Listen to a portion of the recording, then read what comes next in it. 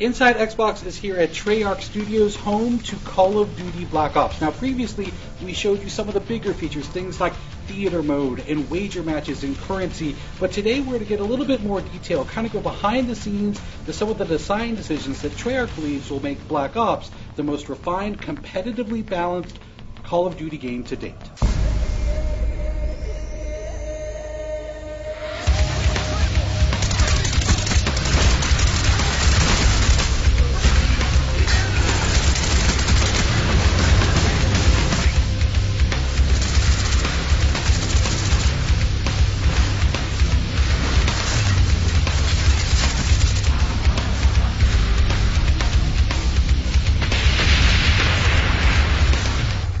One of the great things about having such a large community of players playing our game is that it isn't very difficult for us to hear when fans do not like something about our game or they do like something about our game. All we have to do is listen, and we are listening.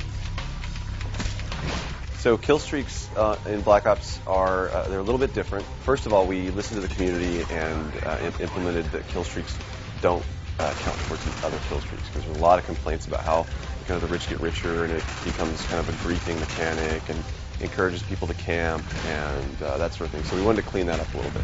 Secondary to that is that we wanted to make kill streaks feel more interactive. We didn't want to just do the fire and forget kind of thing where you just hit the button and go, because then there's no really risk reward there for the player. All of our kill streaks have some aspect of interactivity to them, whether it's the attack chopper picking a spot in the map where it goes and hovers rather than just letting it go and circle around the map.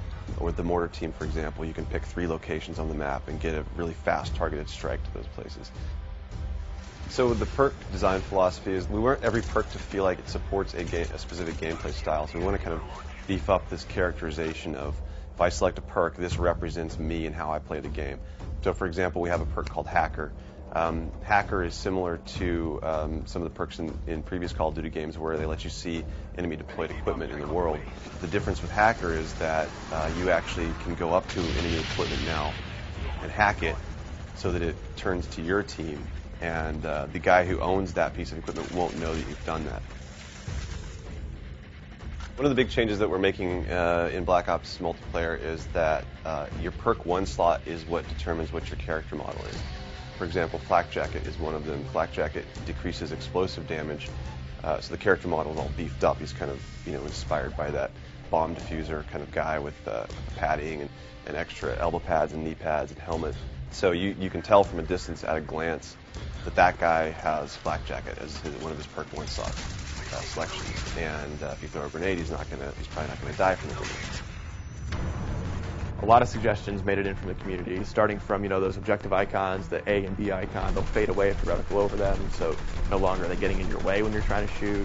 Shotguns are primary weapons now again, so something like a shotgun is so lethal it should behave like a shotgun, so it needs to be in that primary weapon slot. We have the grid coordinates on the overhead map, so whether you pull up your pause menu or in the top left corner, so it's going to be very, very easy for you to call out exactly where action is happening. Instead of having to say, oh, he's over by Grandma's house, you can now say, oh yeah, he's in quadrant D, 3.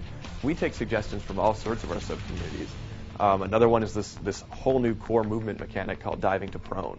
So it's something that we found was very interesting.